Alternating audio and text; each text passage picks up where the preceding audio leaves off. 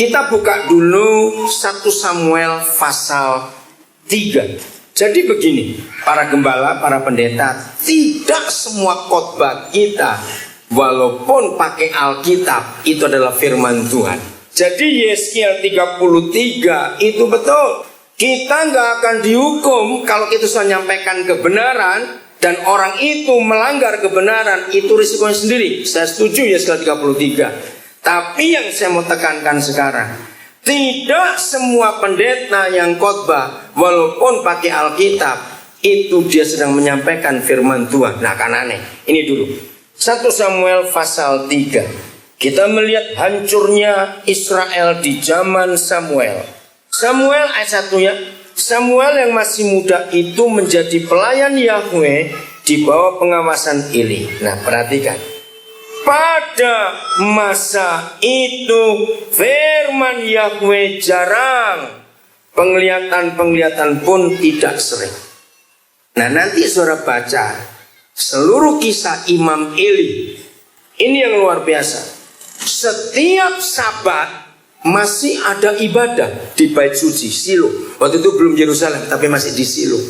Nah, kalau setiap Sabat, setiap ibadah, Imam Eli gembala pada waktu itu masih khotbah menyampaikan firman. Tetapi Yahweh melihat firman Tuhan jarang. Nah, di situ saya belajar. Ternyata tidak semua khotbah itu membuat orang itu mengerti. Maka itu saya katakan dari kemarin malam, khotbah-khotbah kita harus berubah untuk daerah. Karena ini ayat tiap Sabat masih khotbah Imam Eli. Tapi surga menilai jarang disampaikan firman. Padahal dia baca kitab Taurat. Saya belajar. Lalu khotbah yang bagaimana? Masih pasal 3 ayat 19. Ini hebat sekali. Samuel adalah satu-satunya imam, nabi, dan pemimpin Israel yang tidak pernah dilantik, ditabiskan, diteguhkan. Sebab yang menabiskan sudah mati lebih dulu, yaitu Imam Eli. Jadi Samuel ini satu-satunya pemimpin di perjanjian lama yang tidak pernah dilantik, nggak pernah ditabiskan. Lalu bagaimana dia bisa jadi nabi dan dipercaya oleh rakyat? Mulai 19 saya akan baca begini. Dan Samuel makin besar dan Yahweh menyertai dia. Nah, catat para pendeta kalimat ini. Dan tidak ada satupun dari firman-Nya itu yang dibiarkannya gugur. Ini dahsyat sekali. Saya lanjutkan ayat 20 sampai 21 ya. Maka apa baca Alkitab saudara? Ayo baca. Maka taulah seluruh Israel dari Dan sampai Beersheba bahwa kepada Samuel telah dipercayakan jabatan nabi Yahweh. Nah, saya pakai ilustrasi begini. Maaf, di daerah-daerah Kristen saya sering mengajar ayat ini. Sebetulnya kepala distrik, bupati itu nggak usah dipilih, nggak usah kampanye, nggak usah pilkada, buang uang banyak-banyak. Biar rakyat yang tahu sendiri siapa yang cocok jadi bupati. Karena Samuel pakai cara itu. Maka taulah seluruh Israel dari Dan sampai Beersheba. Kalau saya lihat peta Papua, yang paling ujung utara itu Pulau Mapia. Atau yang paling jauh selatan itu apa? Teluk Argoni ini pulau apa? Ada pulau kecil di situ di selatan. Tahu ya, Teluk Argoni itu ada pulau, saya lupa. Itu yang paling jauh. Kalau ini wilayah Indonesia, maka taulah seluruh bangsa Indonesia bahwa dari Merauke sampai ke Sabah. Karena wilayah Israel itu Dan sampai Beersheba. Dan itu wilayah utara dekat Lebanon. Beersheba itu wilayah selatan perbatasan dengan Mesir. Maka taulah seluruh Papua dari Mapia sampai Argoni bahwa kepada si A diangkat jadi gubernur. Jadi bukan karena uang, bukan karena kampanye, bukan karena ngomong-ngomong di mana-mana, tapi rakyat yang tahu. Nah, ini rahasia besar. Bagaimana seluruh rakyat Israel tahu Samuel ini nabi? Tidak ada yang melantik, tidak ada yang mempromosikan. Karena Imam Eli sudah meninggal. Gara-gara firman Tuhan tidak gugur dari mulutnya. Nah, hamba Tuhan pakai ayat ini. Apa artinya firman Tuhan tidak dibiarkan gugur dari mulut Samuel?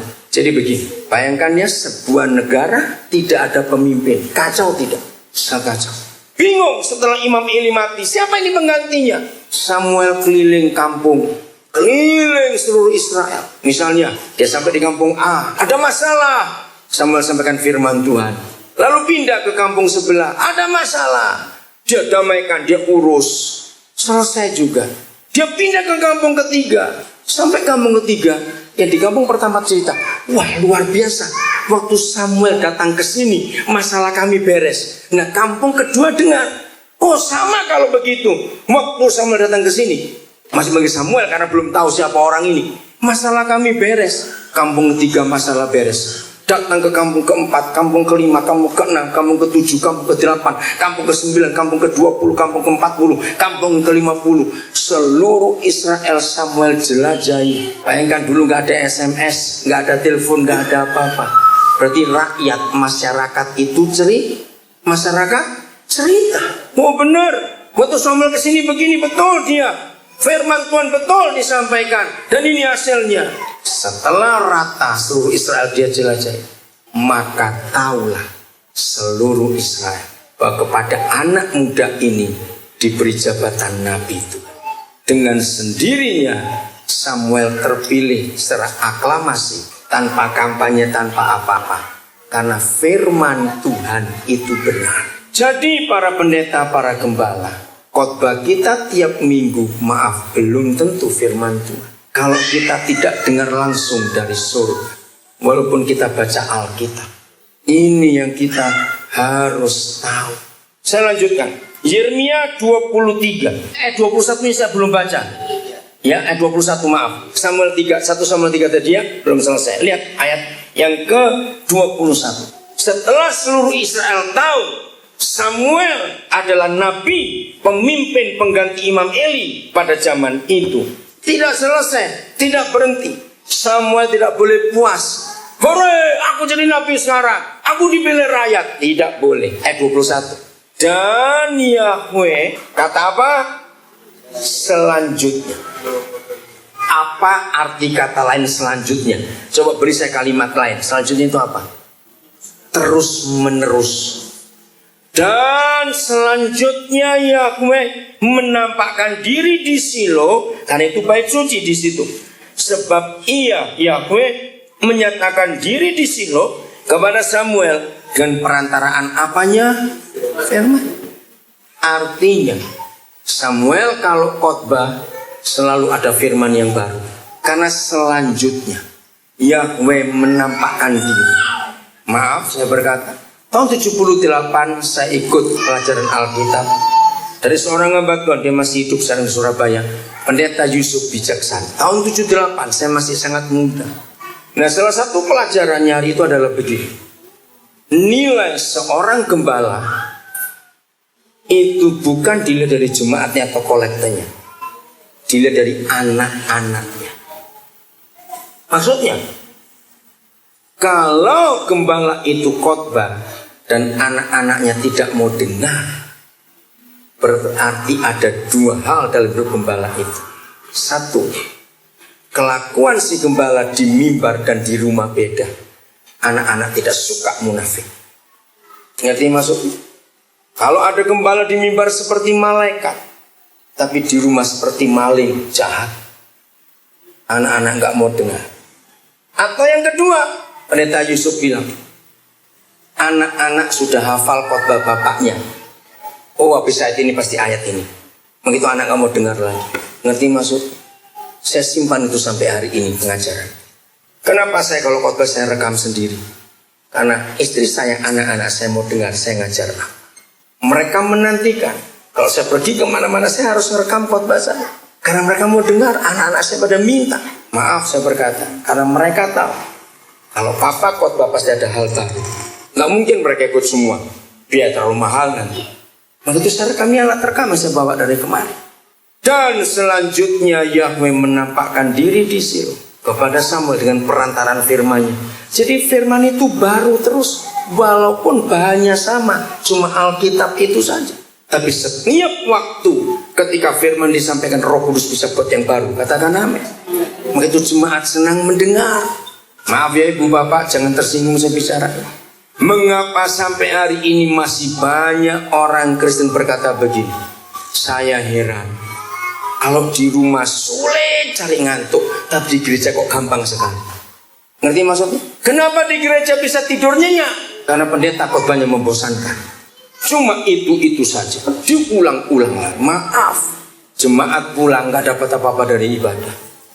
Mau dengar khotbah yang mana bingung, karena gak ngerti yang disampaikan. Maaf, harus dari Roh Kudus. Maka itu saya sudah berkata dari awal, tidak semua khotbah walaupun pakai Alkitab itu firman Tuhan.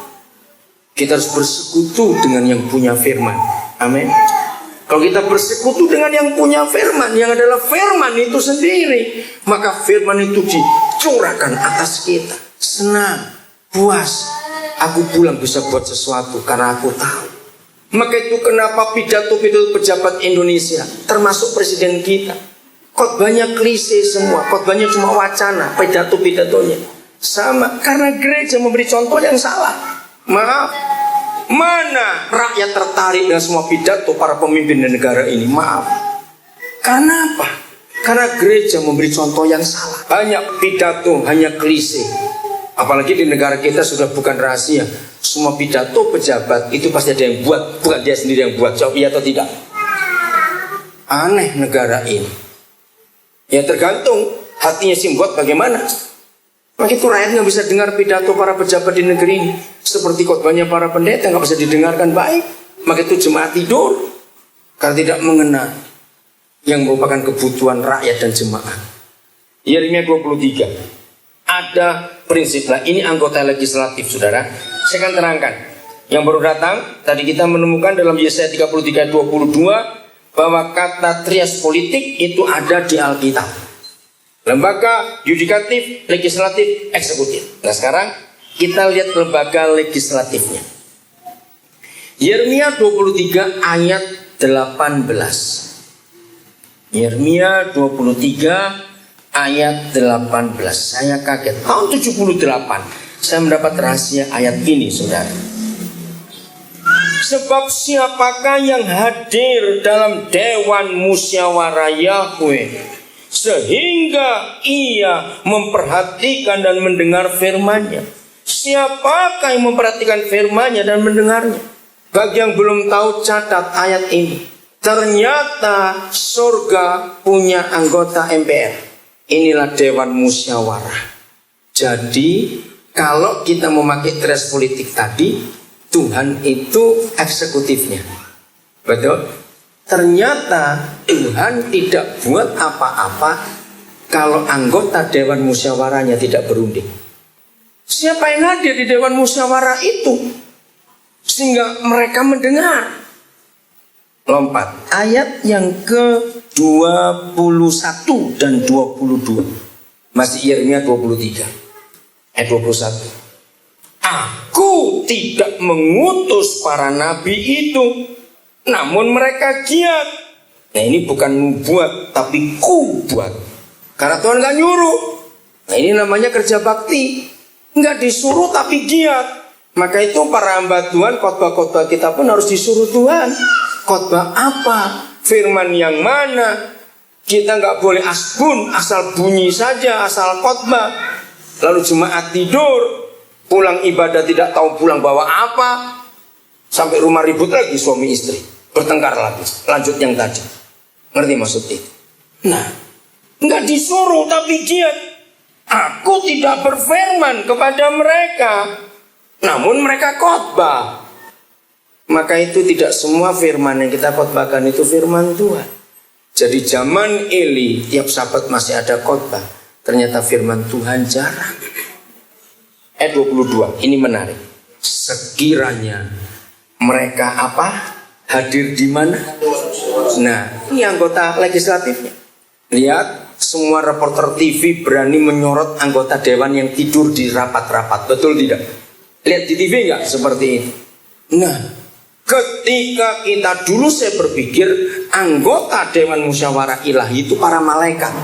Ternyata tidak. Nanti saya tunjuk ayat. Anggota dewan musyawarah surga, anggota legislatif kerajaan surga itu adalah gereja. Katakan amin.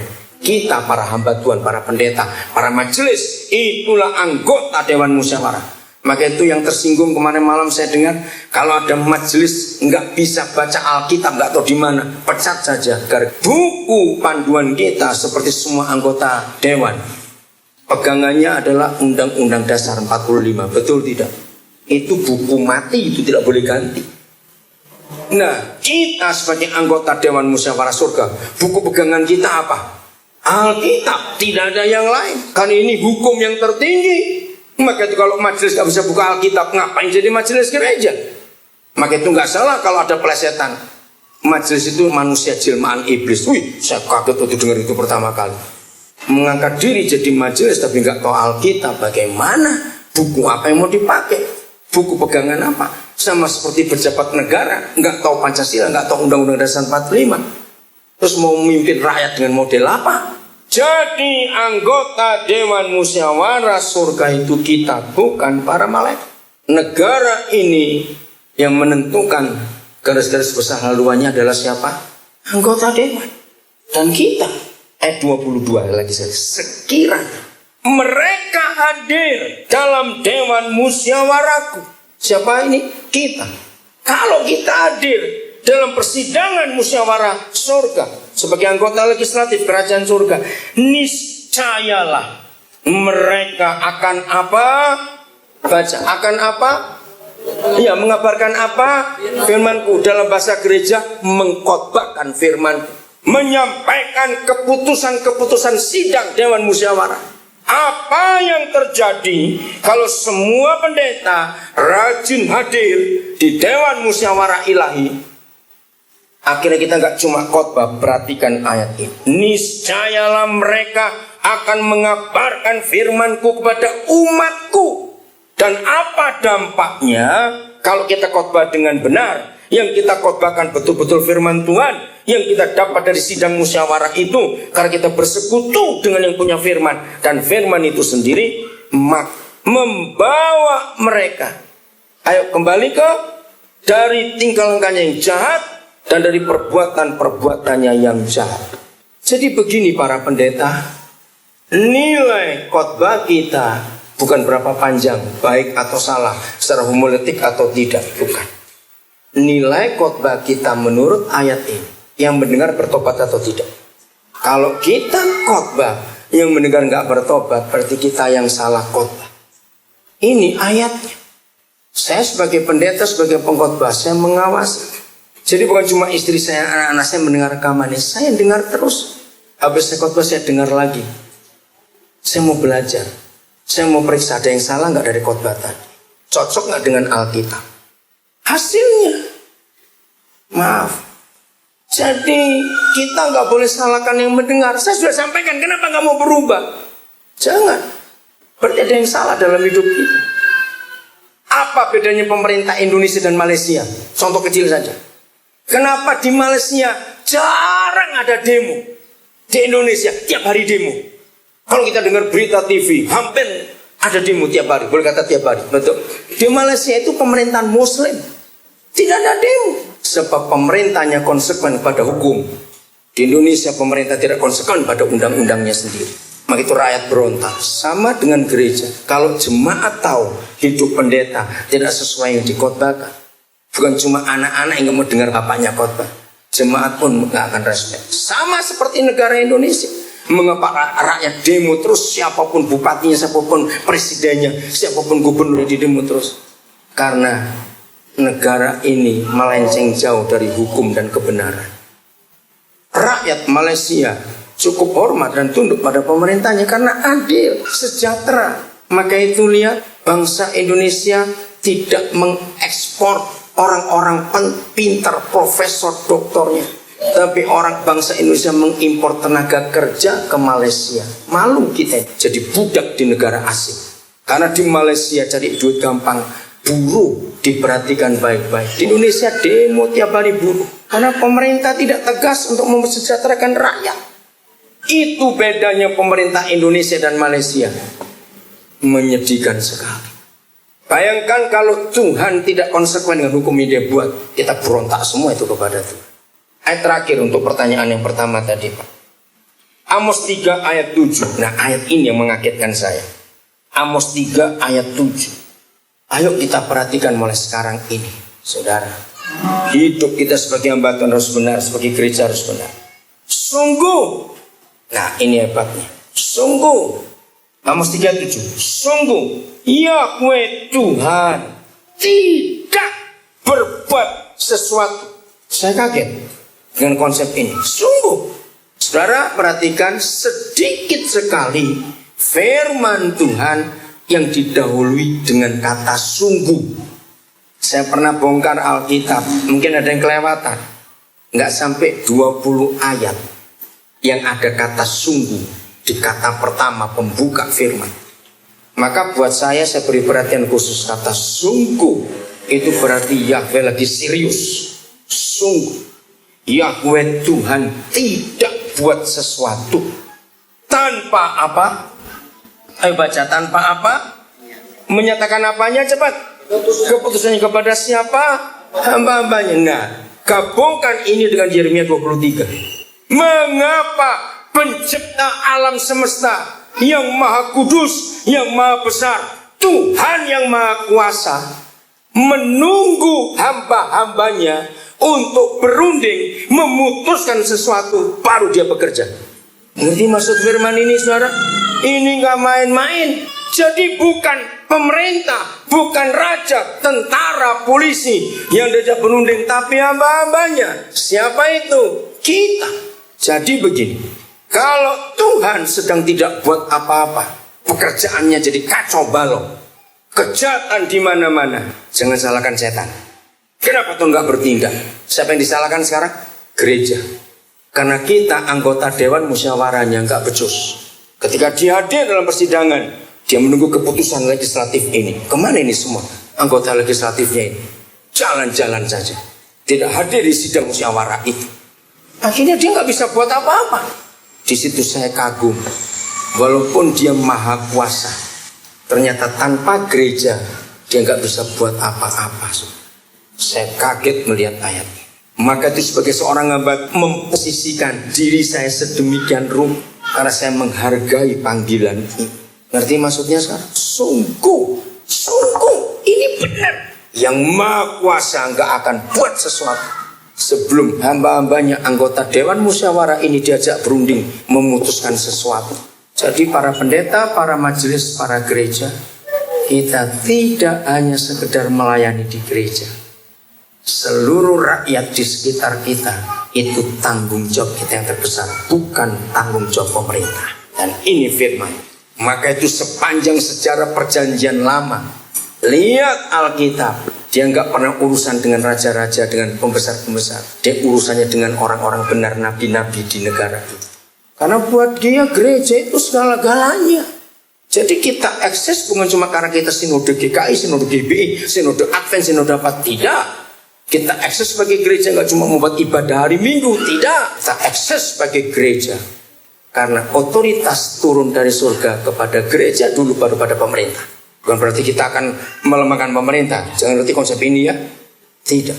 Kita tetap harus hormati pemerintah karena Roma 13. Tapi pemerintah tanpa gereja nggak bisa apa-apa juga. Apalagi di tanah Kristen itu. Jadi mulai hari ini semua kita pengkhotbah harus mulai merubah konsep kita. Masuk dulu, rajin-rajinlah hadir di dewan musyawarah itu untuk mendengarkan keputusan-keputusan surga, lalu kita sampaikan kepada umat. Ayat terakhir untuk ini, Keluaran 25 ayat 22. Ini Musa, seorang pemimpin besar. Keluaran 25 ayat 22. Jadi lagi sekali kita nggak cuma sekedar khotbah. Perhatikan ada dua kata kerja penting di ayat ini. Ini Yahweh bicara kepada Musa. Dan di sanalah aku. Siapa aku di sini? Tuhan. Akan apa? Bertemu dengan siapa? Musa. Bertemu dengan dewan musyawarah. Kan kita juga bukan? Jadi Yahweh pun akan bertemu dengan kita untuk berunding, untuk memutuskan. Dan dari atas tutup pendamaian itu, dari antara kedua kerub itu patung malaikat yang berlutut, yang di atas tabut hukum itu, aku akan apa? Nah, berbicara kepada siapa?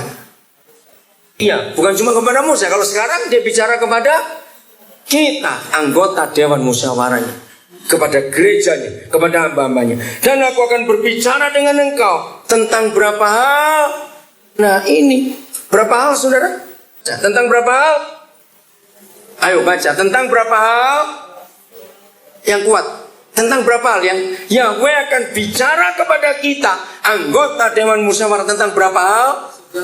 Nah itu yang penting. Segala sesuatu yang akan kuperintahkan kepadamu. Untuk apa? Nah, jadi kita nggak boleh asal khotbah. Kita harus masuk dulu dalam pertemuan sidang Dewan Musyawarah.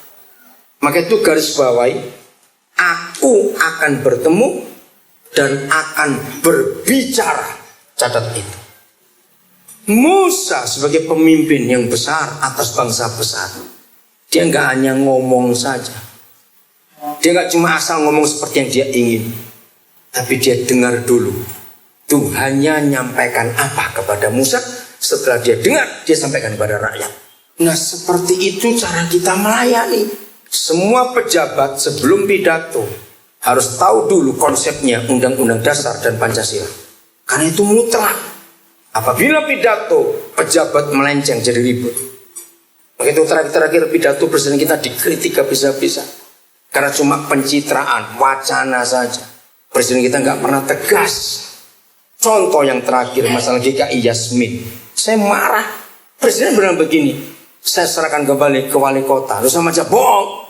Bukankah sebagai kepala negara semua kepala daerah itu di bawah dia? Inilah negara kita. Saya marah betul. Ini bukan karena urusan apa ini gereja, urusan lain pun. Nah seperti itu ketika pemimpin gereja, pemimpin umat, pemimpin masyarakat tidak tahu hukum, rakyat kacau balau.